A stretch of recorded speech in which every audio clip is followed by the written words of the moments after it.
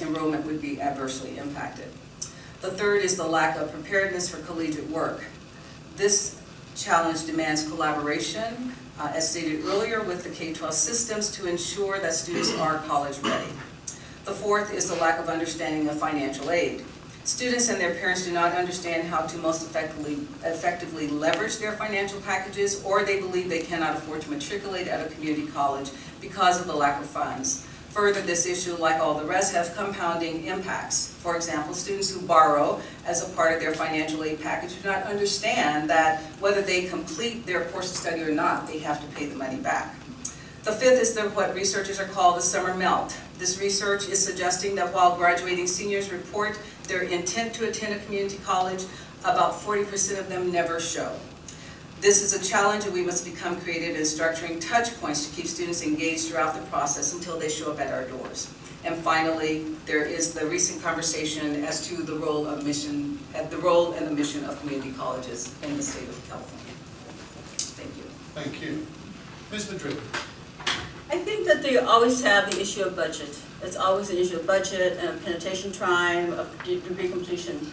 But I think for Citrus, our challenge has been differently. That's been the lack of leadership and lack of connection to the community of Azusa and the community of Duarte. That's been the big challenge for this seat. Unlike Glendora, unlike Claremont, where they have a really good connection, that's been missing here. So I think that's the biggest challenge between Citrus with us right now. I think the problem that we have is that if we only have 2,013 votes cast, right, which is pretty likely because it's an off-year election, and I get 2,000 votes, and Ms. Dickerson gets Dr. Dickerson gets 2001, and the planning chair gets 2002, and Mr. Rios gets 2003, 203, excuse me, 200, 201, 203, sorry, my math missed me there. So we have a total of 806 votes have been cast against Mr. Gary Woods. But all it would take for him to win then would be 206 votes, and Gary Woods wins, and we have a lack of leadership. That's really the biggest challenge, is how do we make sure that we have a change in leadership? Because all of us, all the people here, will do a great job. We'll show up for the matriculation, they'll go to the board meeting, they won't be self-serving, that they'll have a vision for the future, and we'll work in collaboration. We will all do that. But we have to make sure that we have a change in the personality that represents this area, that we have a new personality representing Azusa and Duarte. And Mr. Gary Woods has served us 32 years, and thank you. We go on to teaching full time, because now is a chance that we have a real connection between this very important institution, which is really hurtful for the city of Azusa, because it was in the city of Azusa for so many years. And while Gary Woods was on the board of trustees, it changed its zip code. It became part of the city of Glendora. And it's very painful for people who live in Azusa for any length of time that they lost this wonderful asset. They lost the asset, and they lost the identity. So now we don't have the same penetration that we once had. That was so natural and unique, became a little more foreign and more difficult. So I think the budget issues, all those things will always be there, but really the issue in this seat, in this race, is representation that makes a difference. Thank you. Thank you. Mr. Reeves. Yes. Could I answer it? What was the question again? Sorry. It's all right. What do you believe are the biggest challenges facing Citrus College? Again, finances, of course, the budget. We have to find a way how to get to lobby that court.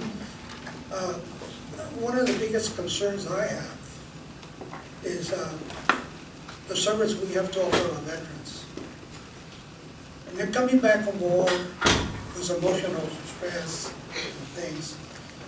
And I think we've been a failure in helping them in time of need. I know we have counselors in the college, but those are career counselors. We need personal counselors for our veterans that are coming back, sometimes react, flashback to those problems, and they need somebody to talk to. And we owe it to them to have somebody here for them, to support them, and so they can continue their education and get over their emotional stress. And I see that we're not doing anything for them. You have support groups, but that only works to a certain extent. Sometimes you need a personal deal, one-to-one. We should reach out to the local hospitals or counselors that can help them to give volunteer time for that purpose. And we haven't seen anything that around the state or anywhere helping them through education. And that concerns me because of the suicides that's happening. So these veterans coming back young, seeing what they see over there. And I think that Citrus College could be a leadership in that area of education. Of course, students is an important thing. And I feel that as Area 1 representative, we had local schools that need our help to get our students into Citrus College. Thank you. Thank you. Ms. Miller. The challenges of Citrus College are not unique, and they're not impossible to overcome. It just requires creative solutions for leadership. A major hurdle of all community college, including Citrus, is the national goal that by the year 2020, of community colleges producing an additional 5 million graduates. An emerging and thriving Azusa economy will largely depend upon the educational development of our citizens. With more and more jobs requiring educated, skilled-trained workers, Citrus College plays a vital role in Azusa's economic prosperity. This requires creative approaches and partnerships. The Citrus Board must take this lead.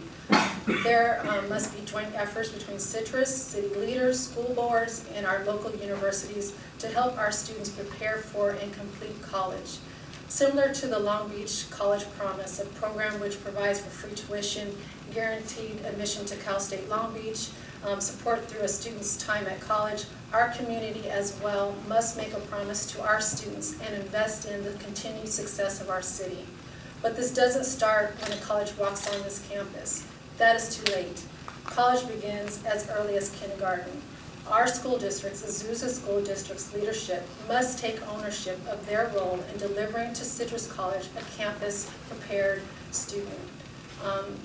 My opponent, Dickerson, readily admits that her time on the Azusa School Board resulted in some of our students' families not understanding the post-secondary system and not being clear about what their children need to be successful. No youth after leaving our local school should feel ill-prepared or unfamiliar with the expectations of college. With close to 50% of Citrus College student population receiving financial aid, far too many of those funds are going towards remedial courses, coursework that should have been attained at our primary schools, courses that lengthen the time it takes for them to graduate, further delaying their careers and their productive role in contributing to our city's economic success. Thank you. The last question which our candidates have received in advance is the fourth one, and we'll begin this with Ms. Madrid, and that question is, what is your understanding of shared governance? You know, when I first talked with the faculty members here, they told me that they endorse candidates. And I told them, you know, I don't like the idea of an endorsement, I really prefer a relationship. And then I heard about shared governance, where it's not the board who makes a decision, but it's the board in collaboration with the faculty, with the classified employees. That is really, really exciting, because really what the world is all about now. Now, thanks to the flattening of organizations, and that everyone through the internet has access to incredible amounts of information, and the intelligence is not necessarily in the electeds, right? I think that sometimes we assume once we're elected that we have the intelligence, but it's not necessarily there. But shared governance is really the way of the future. It's the way that all organizations are now working. I have brought this book on global leadership, the next generation, which talks about that. They may not use the title shared governance, they may use cooperative leadership, participating governance, participating leadership, in which everyone has an equal say, everyone is treated equally, and especially the minority opinions. Because those are the ones that will be telling us that we shouldn't be bombing Syria, right?